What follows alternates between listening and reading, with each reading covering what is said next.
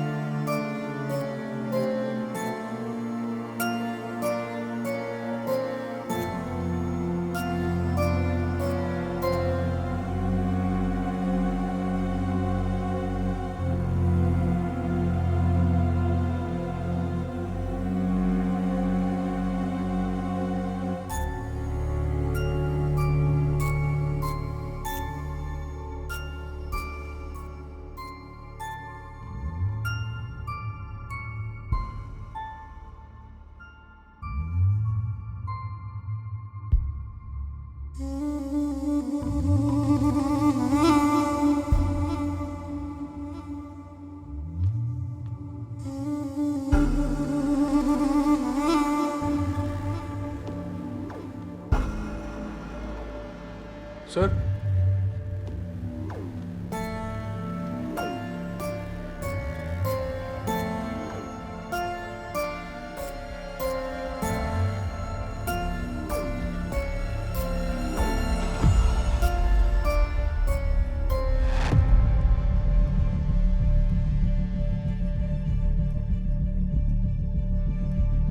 Sir ഈ files forward ചെയ്യണ്ടേ?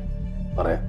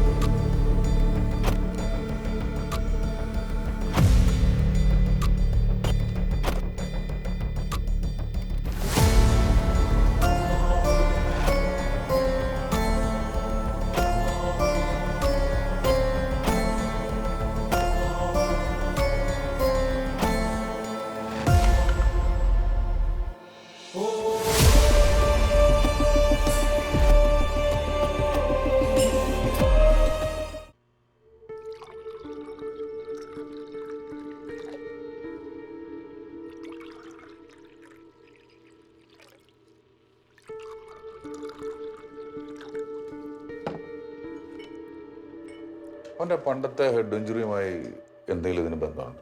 ഉണ്ടായിരിക്കാം. ഇപ്പം അങ്ങനെ പറയാൻ പറ്റും. പിന്നെ last time I saw him, അതായത് ഫേസ്ബുക്ക് പോസ്റ്റ് ഇട്ട പയ്യൻ്റെ അച്ഛനെ ഹോസ്പിറ്റലിലും കൊണ്ടുവന്ന ദിവസം അന്ന് ചന്ദ്രനുണ്ടായ തലവേദനയും ഇപ്പോഴത്തെ പ്രശ്നവും ഒരുപക്ഷെ റിലേറ്റഡ് ആയിരിക്കാം.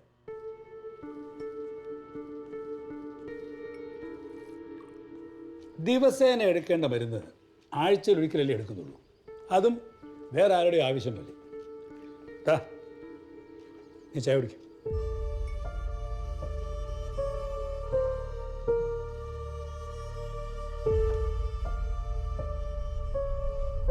പത്ത് മിനിറ്റ് കഴിഞ്ഞല്ലേ നിനക്ക് സിഗ്നേച്ചർ ഓർമ്മ വന്നത്? It's A significant duration. ഇനി ഇത് വീണ്ടും ഉണ്ടാകാൻ പാടില്ല. അതിന് നിന്റെ ഭാഗത്തു നിന്നുള്ള സമഗ്രമായ ഒരു ശ്രദ്ധ കൂടെ മതി. ബാക്കി കാര്യങ്ങളൊക്കെ ചെടിയുടെ പേരെന്താ?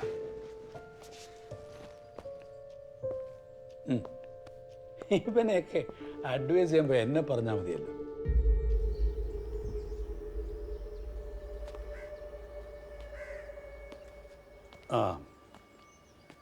ഒരു ഡീറ്റെയിൽഡ് ഇവാലുവേഷൻ വേണം. നിൻ്റെ തിരക്കൊക്കെ എനിക്കറിയാം. കോളേജിൽ പഠിച്ചിരുന്ന പ്രായമൊന്നുമല്ല നിൻ്റെത്. മനസ്സാഗ്രഹിക്കുന്നിടത്ത് ശരീരവും എത്തണം എപ്പോഴും. ചന്ദ്ര, മറ്റുള്ളവർക്ക് നമ്മുടെ എല്ലാ കാര്യങ്ങളും സഹായിക്കാൻ സാധിക്കും. പക്ഷേ സ്വന്തം ആരോഗ്യത്തിൻ്റെ കാര്യത്തിൽ അത് നാം തന്നെ ശ്രദ്ധിച്ചേ പറ്റും.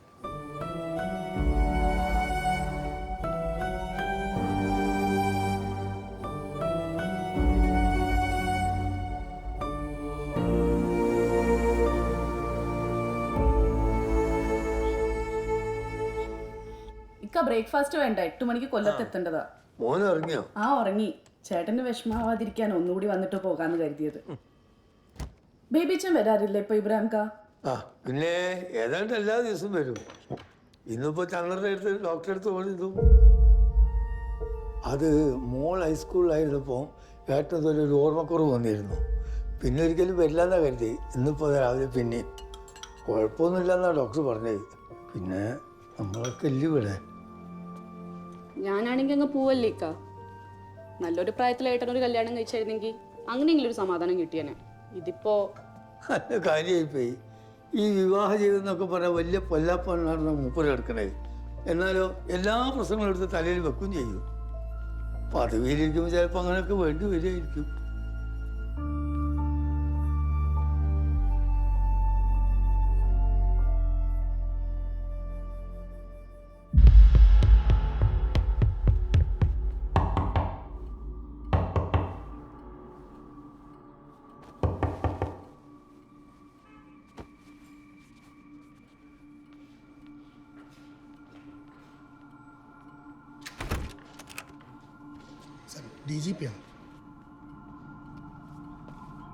ഹലോ, രാവിലെ 7 മണിയോടെയാണ് സംസ്ഥാനത്തെ നടുക്കിയ സംഭവം ഉണ്ടായിരിക്കുന്നത്. പാലത്തിലൂടെ അനേകം വാഹനങ്ങൾ കടന്നു പോകവെയാണ് പാലം തകർന്നു വീണത്. ഇതുവരെ 12 പേർ മരിച്ചതായാണ് പുറത്തുവരുന്ന വിവരം. പരിക്കേറ്റ 40ഓളം പേരിൽ 6 പേരുടെ നില ഗുരുതരമാണ്.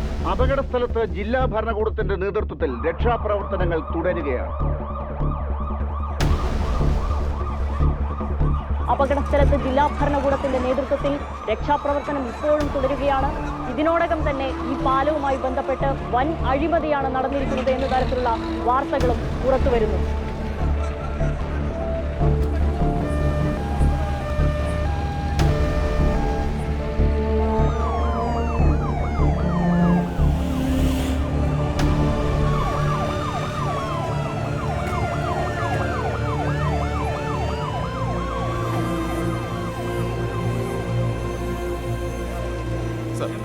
വണ്ടികളെല്ലാം മാറ്റി വെക്കാം. ആംബുലൻസ് പോയി.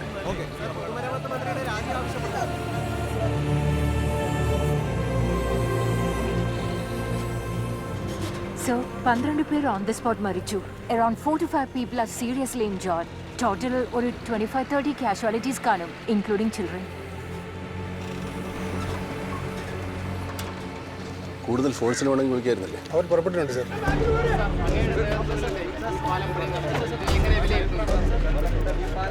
ഏത് ഹോസ്പിറ്റലാ? Nymphs ഹോസ്പിറ്റലിലേക്കാണ് sir.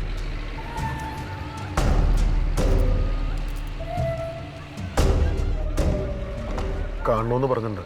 സംഗതി പ്രശ്നമാണ് രാജൻ.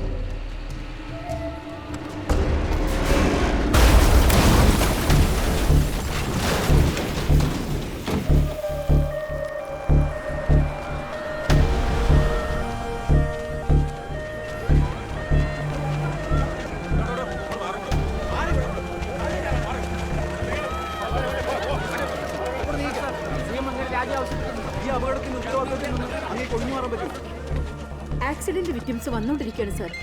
എല്ലാവർക്കും നല്ല ഇഞ്ചുറി ഉണ്ട്. 2 പേരെ എമർജൻസി സർജറിക്ക് ഷിഫ്റ്റ് ചെയ്തു.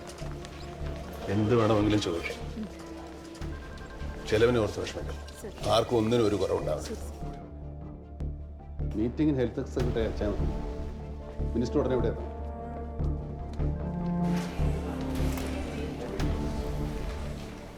നിങ്ങളുടെ MLA ഫണ്ട് കൂടെ ഉപയോഗിച്ചിട്ടില്ലേ ആ പാലം പണിത്? അതെ സാർ. പല പേപ്പേഴ്സിനും ക്രമക്കേടുണ്ട് ഉപയോഗിച്ച മെറ്റീരിയൽസിനും. ഇല്ല സാർ, എല്ലാം കൃത്യമാണ്, മെറ്റീരിയലും കണക്കും എല്ലാം. 3 ചാക്ക് മണ്ണിന് 7 ചാക്ക് സിമെന്റ് എന്നുള്ള കണക്ക് എങ്ങനെയാണ് മാറിപ്പോയത് രാജ?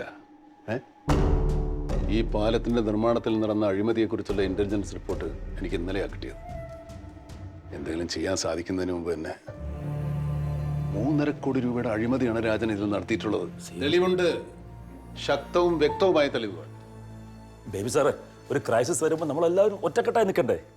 മരിച്ചവരുടെ കുടുംബാംഗങ്ങൾക്കും പരിക്കേറ്റവർക്കും നഷ്ടപരിഹാരം നടക്കി എല്ലാം അവസാനിപ്പിക്കുന്ന ആടവം നടക്കില്ല. രാജൻ MLA സ്ഥാനം രാജിവെക്കണം. CM എന്തായി? എൻക്വയറി കഴിയട്ടെ, അത് കഴിഞ്ഞ് പോരെ രാജിയൊക്കെ. അല്പമെങ്കിലും ധാർമ്മികത നിങ്ങൾക്കുണ്ടെങ്കിൽ നിങ്ങൾ ആ സ്ഥാനം ഒഴിയണം. ഞാനൊരു മന്ത്രിയായിരുന്നെങ്കിൽ ഈ പേരിൽ CM എന്നെ താഴെ ഇറക്കാം. അത് CM-ന്റെ അധികാരം, അവകാശം. MLA സ്ഥാനം എനിക്ക് തന്നത് ജനങ്ങളാണ്. ഞാൻ രാജിവെക്കണമെങ്കിൽ അത് പറയേണ്ടവർ എൻ്റെ നിയോജക മണ്ഡലത്തിലെ വോട്ടർമാരാണ്, CM അല്ല. ഞാൻ പോന്നു.